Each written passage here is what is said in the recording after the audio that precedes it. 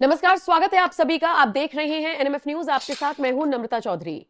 संभल में जबरदस्त हिंसा हुई। एएसआई ने सर्वे क्या किया, उसके बाद भीड़ इकट्ठा हुई और उसके बाद की तस्वीरें बेहद डरा देने वाली हैं। तस्वीरों से ज्यादा जो अंदर की सच्चाई निकलकर सामने आ रही है वो और भी ज्यादा खतरनाक है, जिसमें यह कहा जा रहा है कि महिलाओं ने भी देसी कट्टे लेकर फायरिंग की। इन बयानों में यह भी कहा जा रहा है कि महिलाओं ने भी पत्थरबाजी की। मेरे साथ उत्तर प्रदेश के पूर्व डीजीपी विक्रम सिंह जुड़े हैं इस वक्त। सर, स्वागत है आपका। सर, नमस्कार संभल नम्रता जी। हिंसा को लेकर जिस तरीके की अंदर की खबरें आ रही हैं, ये बेहद डरा देने वाली हैं। आपको क्या समझ में आया है?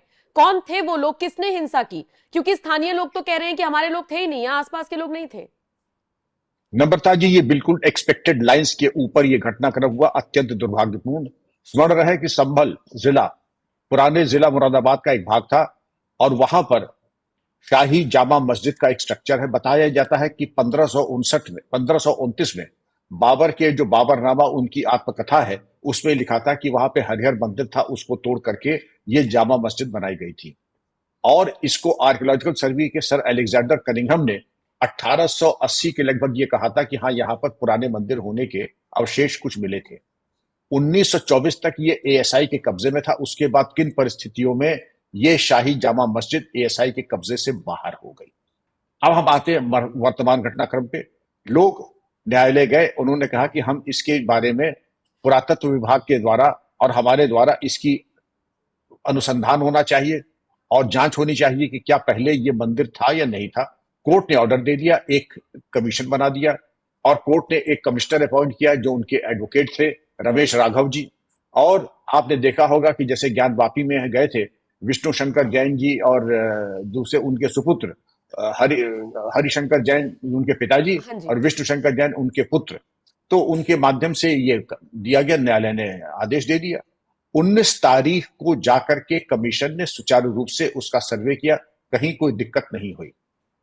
अब उसके बाद ये कह रहे हैं कि आपने दो आपत्ति एक पक्ष की है, जो मुसलमान पक्ष है उसने ये कहा कि आपने आवेदन दिया बड़े जल्दी, कोर्ट ने संज्ञान लेके आदेश कर दिया, यहां तो सालों साल लग जाते हैं, तो इसका निर्णय हम आप नहीं करेंगे। ये कोर्ट के स्वविवेक पे है। सीपीसी की धारा 8 के अंतर्गत ये पूरा अधिकार न्यायालय को है कि वो अपने स्वप्रेरणा से अपना आदेश दे दे। अब पहली जो होगी उसमें कोई दिक्कत नहीं। उसके बाद कहते हैं कि ये जो बाय इलेक्शन हुआ जिसमें कि कुंदरकी में बड़ी हार हुई और उसके बाद कुंदरकी की हार के बाद, अब हम राजनेताओं की बात बाद में करेंगे, जो दोबारा सर्वे हुआ और 24 तारीख को ये सुबह 7 बजे चला और 7 बजे से लेकर के 8 तक कोई दिक्कत नहीं हुई। 8:15 पे हजारों की भीड़ इकट्ठा हो गई और ये 27 गलियां हैं यहाँ पर। उन गलियों में से 3 गलियों से योजनाबद्ध तरीके से नारेबाजी हुई और ये बताया जाता है कि वहां के जो इमाम थे, जो कि पार्टी में थे सर्वे के, उनका नाम है जफर अली, सदर जामा मस्जिद। तो जफर अली ने भड़काऊ बयान दिए और कुछ इस तरीके के लोगों को भड़काने की कोशिश की। उसके पहले भी जो बैकड्रॉप था वो कोई बहुत अच्छा नहीं था, तनाव तो था ही हारने को लेकर के। अब उसके बाद जो हमारे राजनीतिक नेता ने आग में घी देने का काम किया, उन्होंने कहा कि साहब जब आप वोट देने से जाने से रोकेंगे तो गुस्सा तो फूटेगा ही, जब आप इस तरीके का अन्याय करेंगे तो गुस्सा तो फूटेगा ही। अब आप ये देखें नम्रता जी, मनमाने तरीके से एक नैरेटिव तैयार किया, आपके ऊपर जुल्म हो रहा है, आपको वोट नहीं जाने दिया, आपके साथ महिलाओं को बुर्का उठाने की कोशिश की। ये सब चीजें अत्यंत आपत्तिजनक हैं। एक तो ये हुई नहीं, ये देश संविधान से चलता है और पुलिस और प्रशासन इलेक्शन कमीशन के नीचे काम करता है। इलेक्शन कमीशन के परीक्षक रहते हैं, उनके मार्गदर्शन में ये सरासर, हम तो दावे के साथ कह सकते हैं, बुर्का जितना पवित्र आपके लिए उतना हम सबके लिए है। और जो हमारे मानक हैं, पहचान शिनाख्त ना करें, जो भी बुर्का या घूंघट ओढ़ के आ जाए, जो कह दे कि हम अगर हमारा नाम माया देवी है तो हम मान लें कि हमारा मोहसिना है या माया देवी है, हम जाने दें। ये नहीं होता है। महिला पुलिसकर्मी, उसके जो मापदंड हैं, ये उनकी शिनाख्त करा करके जो प्रक्रिया बनी है, जो दशकों से चली आ रही है, वो आज भी चल रही है। किसी तरह की कोई अपमान की बात न संभव है और अगर होती है तो कठोर कार्रवाई की जाती है। अब हम आते हैं वर्तमान घटनाक्रम पे। नम्रता जी, उसके बाद शुरू हो जाता है पथराव और दसियों हजार की भीड़ आई और आपने अगर वो फुटेजेस देखी होंगी, भयावह जिस तरीके के 10 हमारे जो वाहन है वो जला दिए गए, पुलिस कर्मियों के ऊपर आक्रमण हुआ, 20 पुलिसकर्मी बुरी तरीके से जख्मी हैं। एसपी के पीआरओ घायल है, डीएम घायल है। आपने तो कत्ल करने की मतलब कत्ल छोड़ करके बाकी सब कर्म तो कर ही दिए। और जो गुम्मे चले हैं उनका, इतने बड़े गुम्मे तो हम मार ही नहीं सकते हैं, लेकिन इतने बड़े गुम्मे छत से फेंके जा सकते हैं और फेंके गए हैं। उसकी लाइव फुटेजेस हैं, इसलिए आप इनकार नहीं कर सकते हैं। दुधारी चाकू आए हैं और कट्टों से 315 बोर का एक कारतूस एक मृतक की लाश में से मिला है नम्रता जी। और उस लाश में से अगर मिला 315 बोर, कोई पुलिस का वेपन थोड़ा ही है, इसके तो कट्टे आते हैं, इसको हमारे देसी भाषा में पचफायरा कहते हैं। ये एक सिविलियन वेपन है। अब ये कहते हैं कि साहब पुलिस वाले ही नाजायज हथियार लेके आ गए, तो पुलिस वालों ने ही आक्रमण किया, पुलिस वाले नाजायज हथियार ले आए, पुलिस वाले ही चाकू लेके आ गए। और पुलिस वाले दिखाई ये पड़ रहा है कि बरामदगी सब हुजूम से हुई है और हुजूम में लोग ढाटा बांध के। अगर आप हुजूम की एक दफा प्रोफाइलिंग करें तो नम्रता जी, हुजूम में आपको सिर्फ और हृष्ट पुष्ट नौजवान दिखाई पड़ेंगे। उसमें कोई बुजुर्ग नहीं दिखाई पड़ेगा, कोई अबोध बालक नहीं दिखाई पड़ेगा, और उसमें आपको दिखाई पड़ेगा सब आधे से ज्यादा लोग ढाटा बांध के खड़े हुए हैं।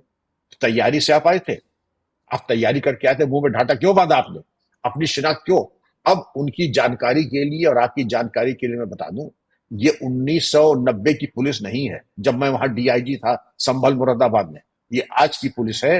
इनके पास facial recognition software, artificial intelligence और सीसीटीवी नेटवर्क से आप लाख ढाटा मफलर और बुर्का पहन लें, शिनाख्त तो आपकी हो ही जाएगी।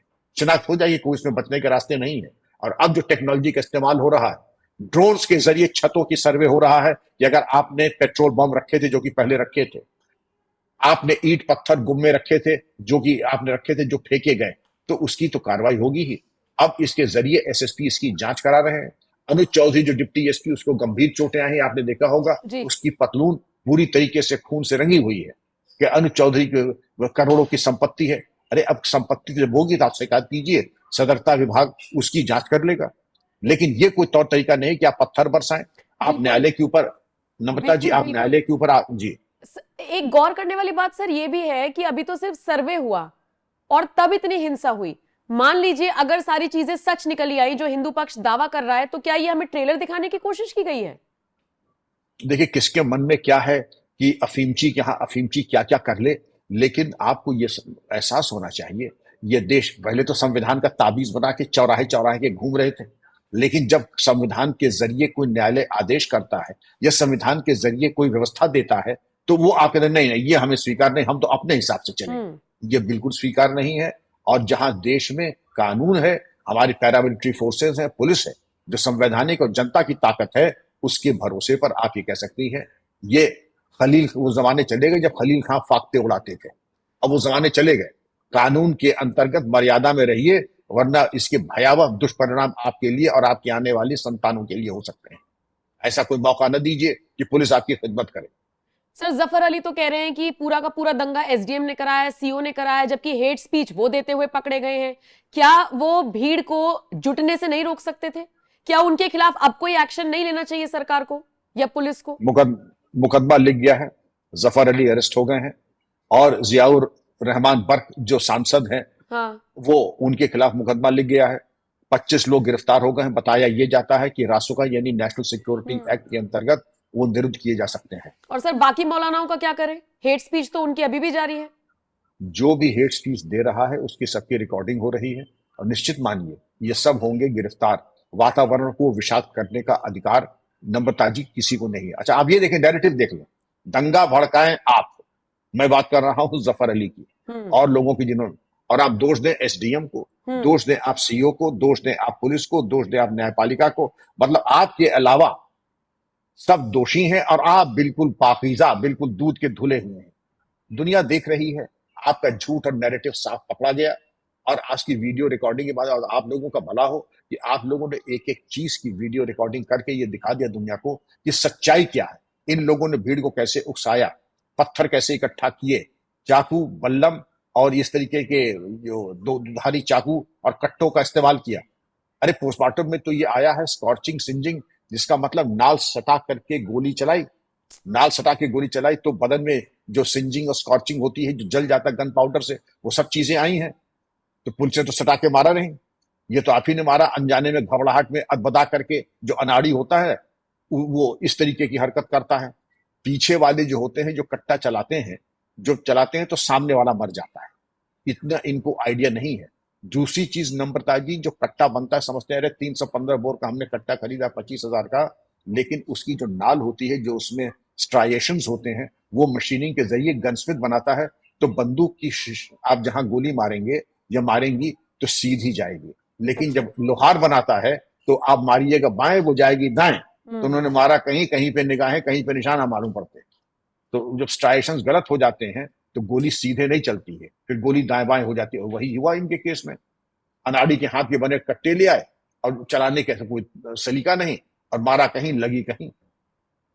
लेकिन सर ये कब तक चलेगा? मुझे हल्द्वानी का वो केस याद है जिसमें अवैध ढांचे को, अवैध निर्माण को तोड़ने के लिए पुलिस गई थी, प्रशासनिक अधिकारी गए थे, उन पर हमला हो गया। अगर हम उत्तर प्रदेश की बात करें तो यहां पर भी मजहब के नाम पर बहुत सारे ढांचे खड़े कर दिए गए हैं, और अवैध तरीके से खड़े किए गए हैं, और अगर प्रशासनिक अधिकारी जाते हैं तो उन पर हमला कर दिया जाता है। जहां तक मैं समझ पाई हूं, 2-3 घंटे में तो पत्थर इकट्ठे नहीं किए जाते, पहले से प्लानिंग होती है कि कुछ होगा तो हम पत्थर फेंक देंगे। इंटेलिजेंस यूनिट कैसे काम करती है फिर? इसमें भी फेलियर है फिर तो। पत्थर इतनी बड़ी तादाद में इकट्ठे किए गए, 10,000 लोगों की भीड़ आ गई, यूनिट क्या कर रही थी सर? एजेंसियां क्या कर रही थी?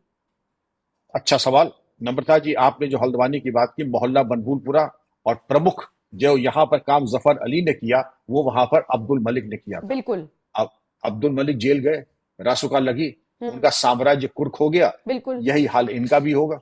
जफर अली का बकरे की मां कब तक खैर बनाए अपनी। लेकिन आपने जो कहा कि पत्थर कहां से आए, पत्थर 3 ट्रॉली तो अभी पुलिस ने हटवाए वहां से। 3 ट्रॉली अगर पत्थर आए तो हवा से तो नहीं उतरे, लाए बिल्कुल। गए। इसी तरह पेट्रोल बम अगर हुए, भीड़ इकट्ठा होने का इंतजाम, और ये तो हो जो स्पेसिफिक काम हुए, जो इंटेलिजेंस हमारे अगर कोई वहां पे सूत्र होता तो हमें बता देते कल की ये प्लानिंग है। मैं इसको मानता हूं। मैं भी वहां पर डीआईजी था 6 दिसंबर 1992 को, जब ये विवादित ढांचा गिराया गया था, तो एक पत्ता नहीं हिला था। इसी हम्म। संभल में एक पता लगा था कि खून की नदियां जहां बहेंगे, कि खून की नदियां नहीं, आपका खून बहेगा अगर जिसने लक्ष्मण रेखा पार की और जिसने हमें चुनौती दी, तो खून उसका बहेगा जो कानून अपने हाथ में लेगा। कान खोल के सब लोग सुन लें। हम ज्यादा स्कूल मास्टरी मेरे मिजाज में नहीं है। वो नसीहत दी जाएगी कि आप याद करेंगे, लेकिन तब इनके जियाउर रहमान के वालिद मरहूम शफीकुर रहमान बर्क वहां पर एमपी थे। उन्होंने पूरे ताउन किया। इसमें दो बातों में समझता हूं और हम अच्छा कर सकते थे। एक तो जो पहला बिंदु आपका है, इंटेलिजेंस का पहला, advance intelligence, actionable intelligence, specific intelligence. हम इंटेलिजेंस अगर अच्छी हमारे पास, तो हम जैसे जाते हैं, गूगल मैप हमारे पास हो तो हम गंतव्य पे आराम से पहुंच जाते हैं, वरना 10 जगह पूछना पड़ता है। तो हमारे पास जाहिर है इंटेलिजेंस की कुछ कमी थी। इंटेलिजेंस के साथ साथ एडवांस प्लानिंग।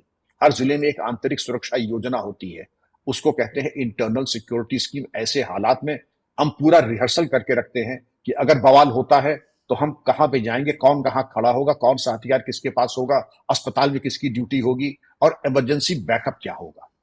तो उसमें हर चीज के इंतजाम होता है कि अगर हम गिर गए तब हम क्या करेंगे। तो इन तमाम चीजों का अगर पूर्वाभ्यास हो जाता तो हम बेहतर प्रदर्शन कर सकते थे। हालांकि जो एसएसपी है कृष्ण कुमार बिश्नोई, उसने बच्चों को जो वहां पे नसीहत दी कि नेतागिरी के चक्कर में न पड़ो, नेतागिरी चक्कर में पड़ोगे तबाह हो जाओगे।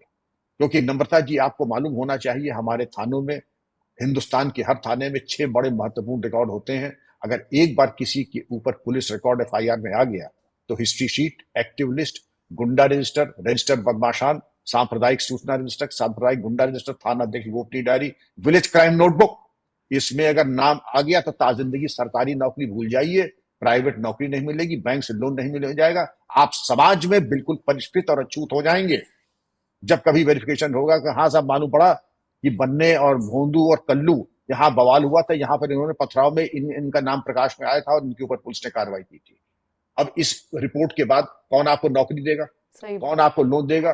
तो एसएसपी का काम था, जो कि उसने समझाया बच्चों को। आज तुम पत्थर मार लोगे, एक दिन तुम्हारा 364 दिन पुलिस और प्रशासन के होते हैं, खत्म हो जाएगा तुम्हारा करियर, पढ़ाई लिखाई सब हो जाएगी बेकार।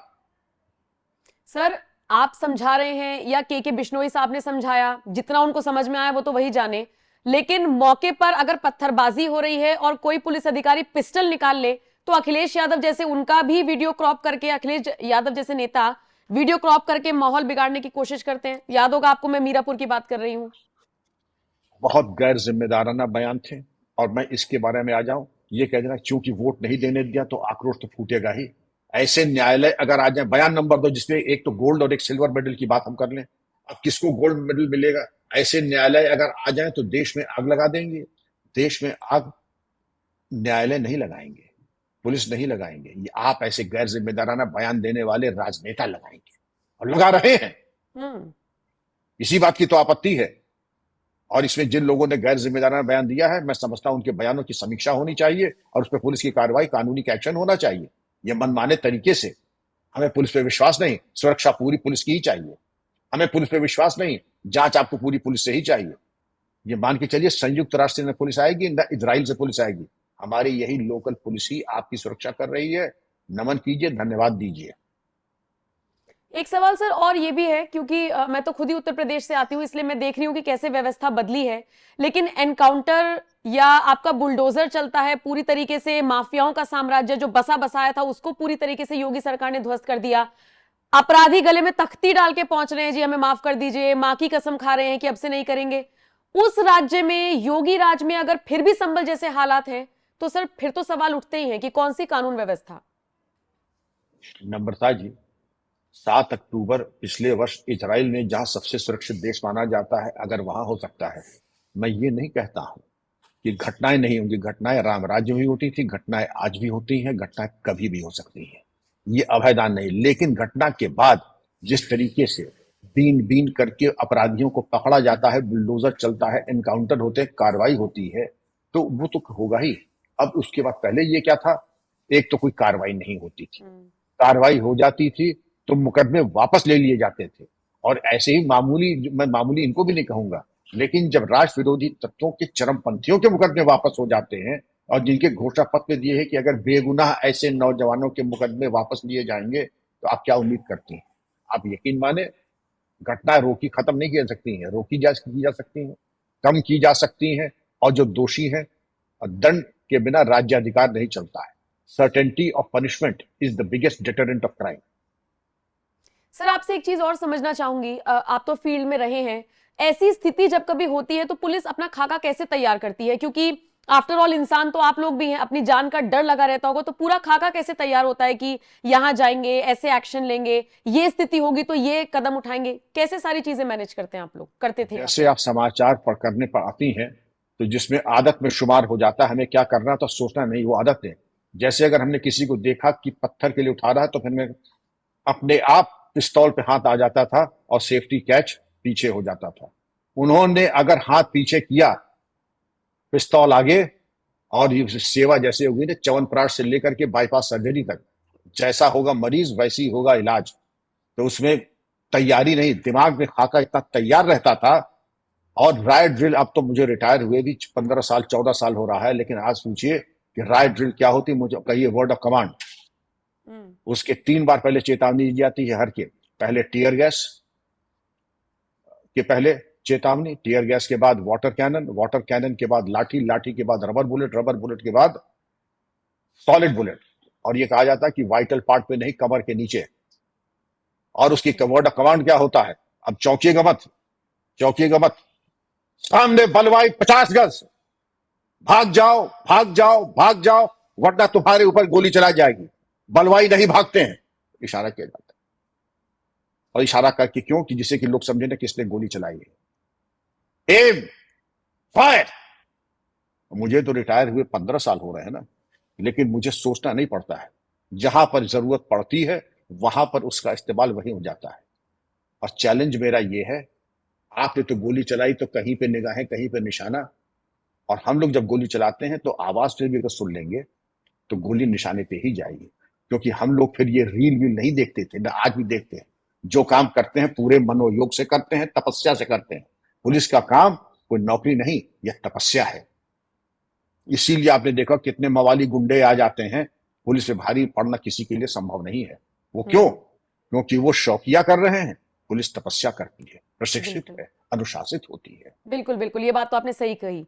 संभल वाले केस की अगर मैं बात करूं सर, हमने अखिलेश का तो जिक्र कर लिया, उनके गैर जिम्मेदाराना बयान की भी हमने बात कर ली, लेकिन ओवैसी साहब का क्या करें? ओवैसी हो गए, और ये जो संभल से सांसद हैं बर्क साहब, ये भी कह रहे हैं कि मुस्लिमों को टारगेट किया जा रहा है। ओवैसी कह रहे हैं कि भैया मर्डर है, फायरिंग नहीं है। अब इन जैसे नेताओं का क्या करें? ये तो आंदोलन जीवी हैं और इन आंदोलन जीवियों को एक ही खुराक है कि विक्टिम कार्ड खेलना। एक साहब कह रहे हैं कि मर्डर हुआ है, एक साहब कह रहे हैं कि शोषण हो रहा है, उत्पीड़न हो रहा है और ये हो रहा है। ये अधिकार आपको किसने दी है? इतनी उदारता, इसके बारे में मुझे नाम नहीं याद आ रहा है, क्या है ये, शबाना आजमी जो एक्ट्रेस है, उनके हस्बैंड, जावेद ये अख्तर। हमारे भारत, हाँ जावेद अख्तर। हिंदुस्तान के मुसलमानों को ये समझना चाहिए कि जितने सुखी और जितनी स्वायत्ता, जितनी स्वतंत्रता उनको यहाँ है, उतनी विश्व में कहीं नहीं है। और विश्वास नहीं तो जरा 2 दिन के लिए अफगानिस्तान, सीरिया जाके देख ले, पाकिस्तान जाकर के देख ले, उन्हें मालूम पड़ जाएगा कि वो कितने खुशकिस्मत हैं। यहां पर आकर के संविधान का नाम लेकर के, संविधान के ही रास्ते पे आकर के दुनिया भर की वो चीजें करते हैं जो कि अंततोगत्वा बाद में जराइम में शामिल हो जाती हैं। नम्रता जी, अब वो खेल खत्म हो गया है। अब योगी जी और मोदी जी चूंकि इस चीज पे अंकुश लगा रहे हैं, ये सुनिश्चित कर रहे हैं कि सबका साथ सबका विकास, तो नम्रता जी इसमें सबको संतुष्ट होना चाहिए। लेकिन किसी को मोस्ट फेवर्ड ट्रीटमेंट, तो वो तो जमाने चले गए कि भारत की जितने भी नेचुरल रिसोर्सेस, उससे पहला अधिकार अल्पसंख्यकों का है। ये तो संवैधानिक बात है ना, सबका अधिकार सबका है और बराबर का अधिकार है। सबका अधिकार बराबर का है।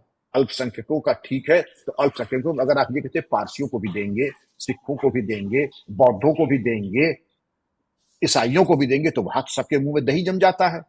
अल्पसंख्यक की वो संख्या है कि जो पाकिस्तान से ज्यादा है हमारे यहाँ, और पाकिस्तान से ज्यादा है तो ये हम तो ये कहेंगे भारत में 2 बहुसंख्यक है, एक बड़ा बहुसंख्यक जो हिंदू है और एक छोटा बहुसंख्यक जो मुस्लिम है। सब बराबर के हैं। आप अगर ये कह दें कि सबके बराबर के हक हैं और जो भी नेचुरल रिसोर्सेज सबका बराबर का हक है, लेकिन उसके कहने से हमारी राजनीतिक स्वार्थ सिद्धि नहीं होगी, और चूंकि स्वार्थ सिद्धि नहीं होगी इसलिए राजनीतिक बयानबाजी, हत्या हो गई है। हत्या हो गई तो मुकदमा लिखाइए, कोर्ट से आपको शिकायत है तो चौराहे पे गाल बजाने से अच्छा है जाकर के आप अपील कीजिए हाई कोर्ट, सुप्रीम कोर्ट में। वो तो आप करेंगे नहीं, लेकिन फिजा बिगाड़ने में और इस तरीके की बेबुनियाद बयान देने में, नम्रता जी इनको आप देख लीजिए। बिल्कुल ठीक कहा आपने। तो संभल मामले को लेकर लगातार बयानबाजी तो हो ही रही है और इसका किस तरीके से असर होगा ये भी देखना दिलचस्प रहेगा। लेकिन इन सब के बीच जो अंदर की खबरें आ रही हैं वो वाकई में चौंकाने वाली हैं। और इसी मुद्दे पर मेरे साथ यूपी के एक्स डीजीपी विक्रम सिंह जुड़े थे। सर शुक्रिया मेरे साथ जुड़ने के लिए, अपनी बात रखने के लिए, और जो युवा भ्रमित होने की कगार पर है उनको मैसेज देने के लिए बहुत बहुत शुक्रिया सर। बाकी आप इस वीडियो को किस तरह से देखते हैं, कमेंट सेक्शन में अपनी राय हमें जरूर दीजिएगा। नमस्कार।